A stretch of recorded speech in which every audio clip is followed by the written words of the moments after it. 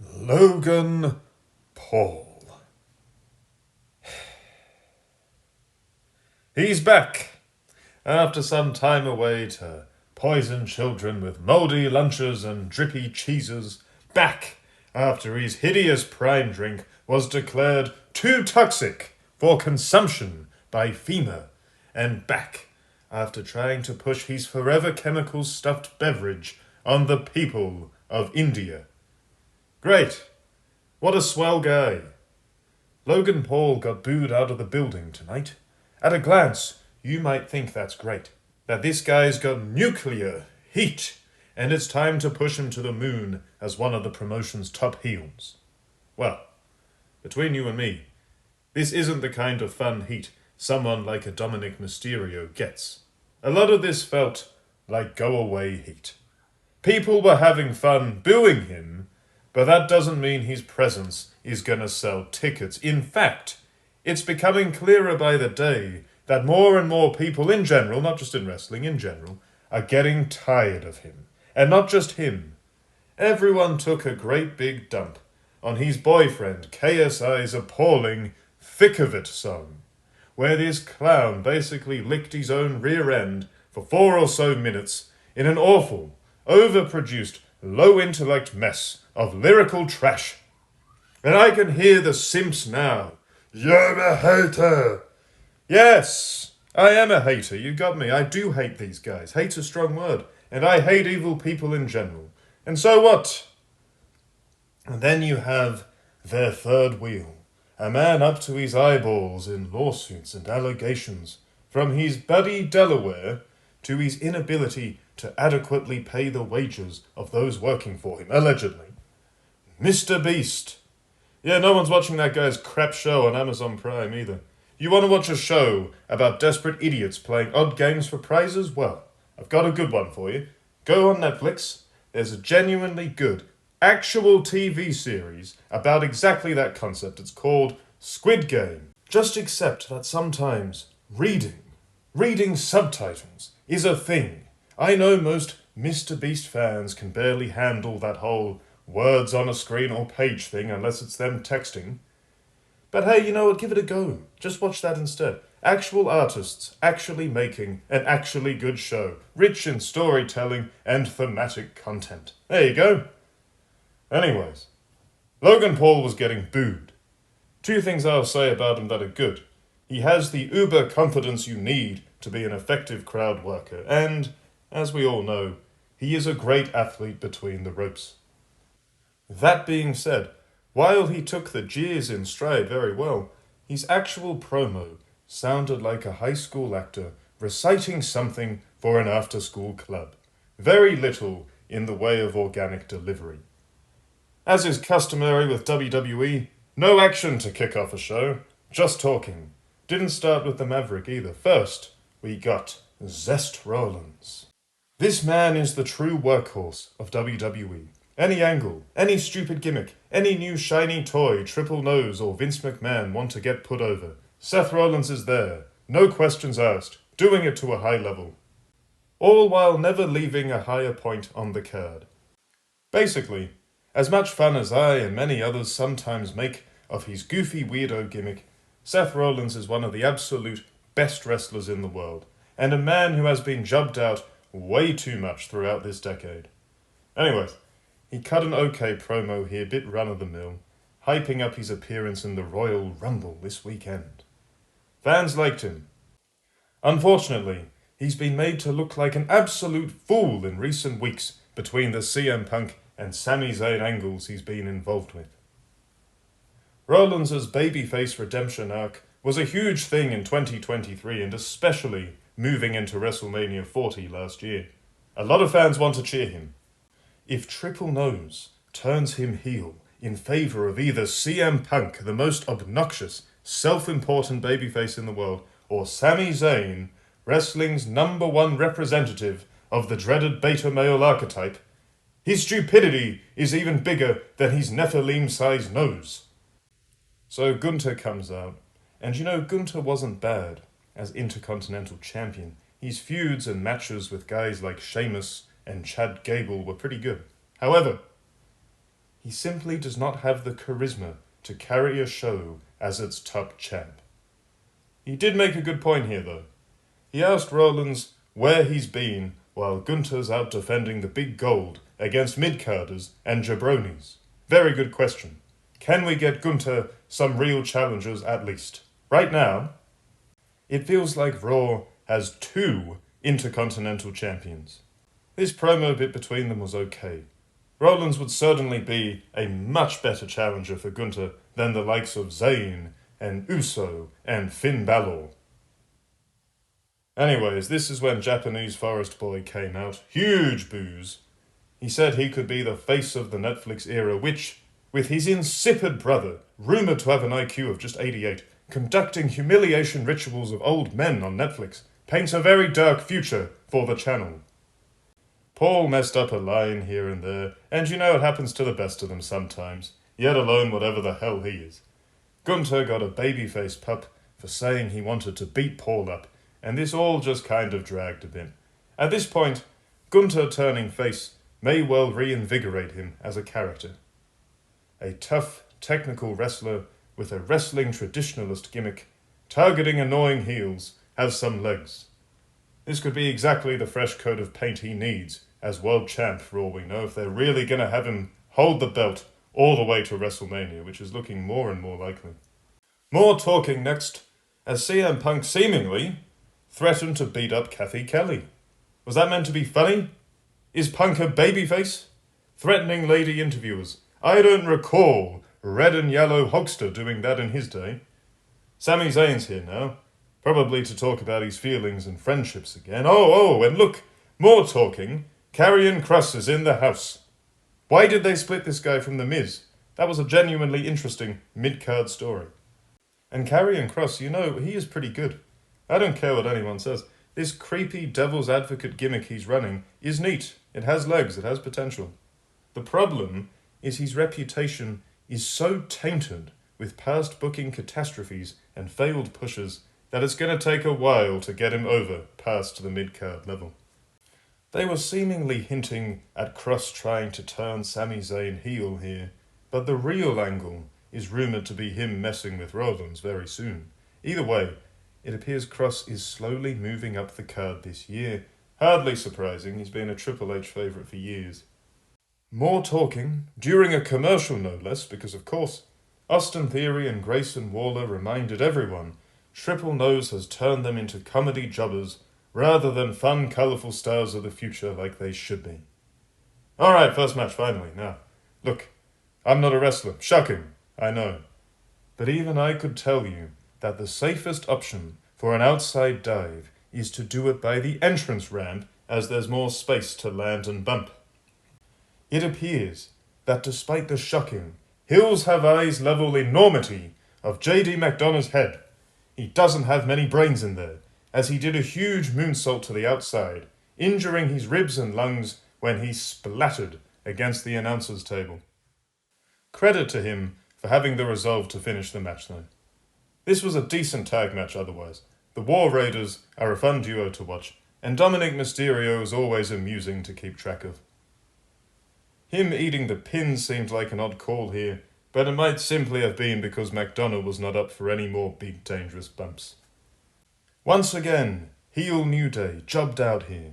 What was the point of the heel turn if they're just going to keep losing? You'd think they could at least cheat to pick up some mid-card wins to hammer home their new bad guys gimmick. But no, Rey Mysterio now has wins over both of them, as he pinned Xavier Woods here. Woods got distracted by his own family, betraying him, leading to his defeat. Total burial. I kind of feel sorry for him after that. Are we sure he's the heel? Not a New Day fan, personally, but that segment where they turned on Big E got a good deal of heat, and them as petty, vindictive scumbags could have made for a very interesting tag title run and story. Right now, though, they just look like idiot jobbers. So a complete waste of a heat-building segment at Big E's expense overall.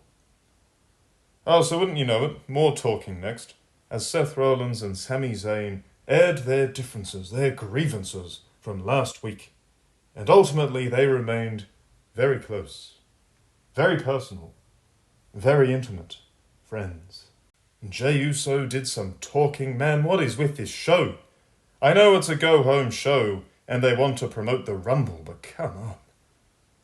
Now, that woman who thinks she's a peacock or something had a little chat with Chad Gable. I don't even remember what it was about.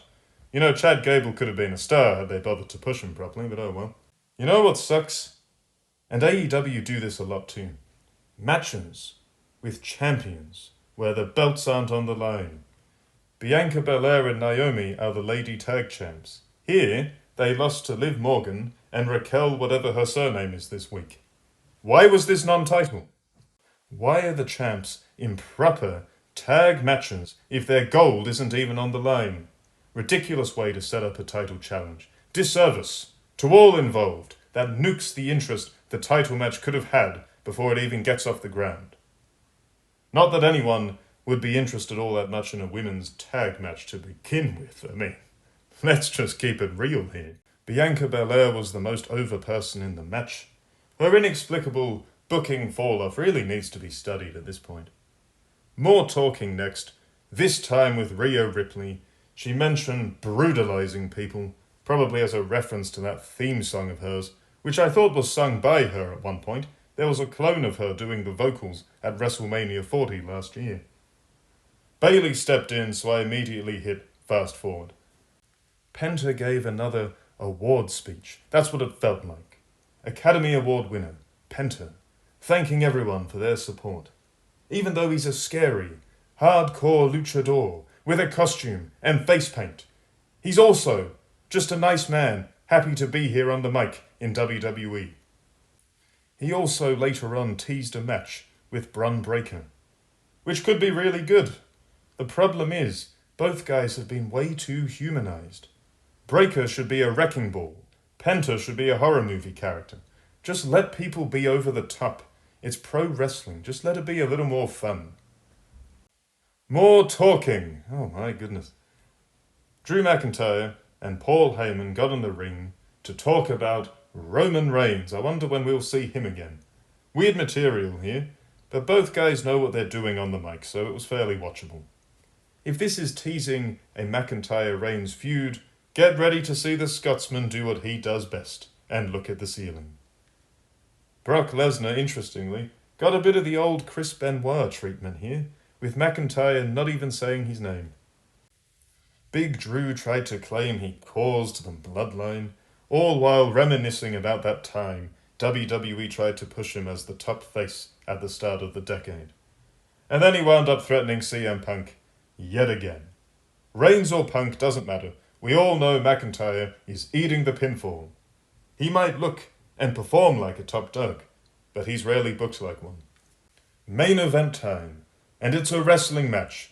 So great that this show is ending on a wrestling match. I'm sure I won't be made to look stupid for saying that in a bit. McIntyre versus Sami Zayn.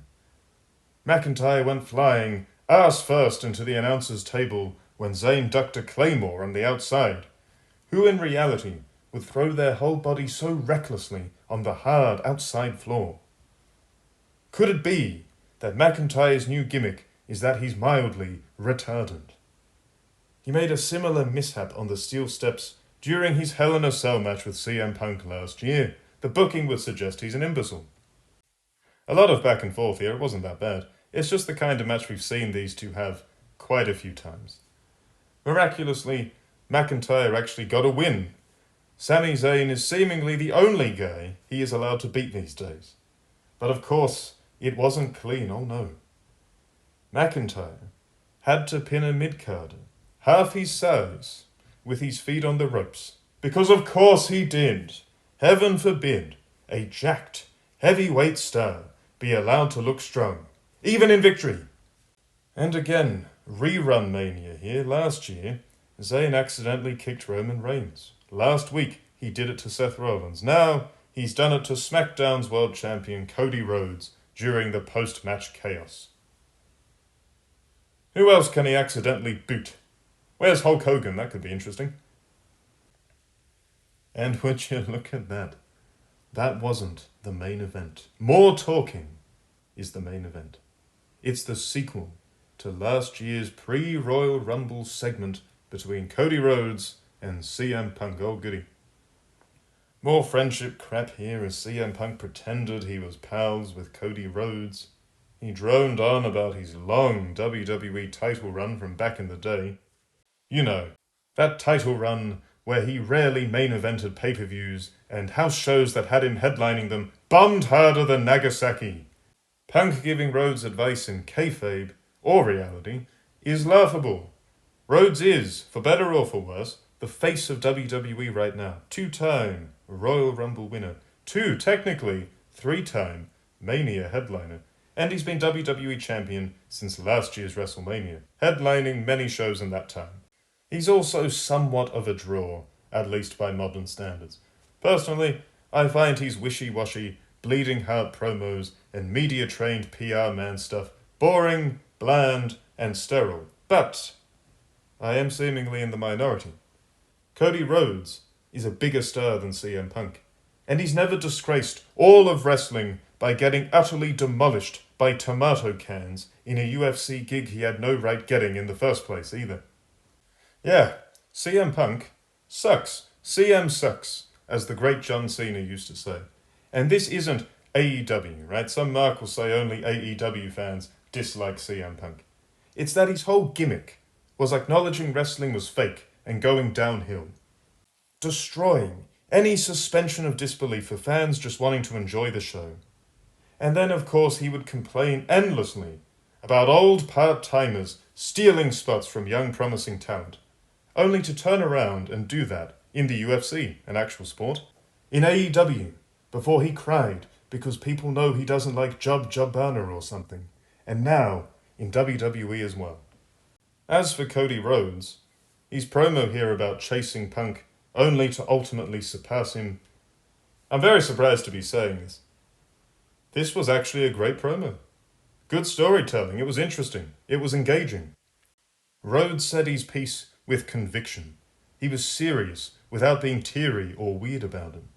Really good promo, and this jaded, burnt-out fighting champ character he's developing at the moment is way more interesting than the suit-wearing, "so what do you guys want to talk about" stuff he normally does. I've seen people saying Rhodes seemed too aggressive, too confrontational here. To those people I ask, why are you even watching fake fighting if the top champ having some backbone and some attitude is off-putting to you?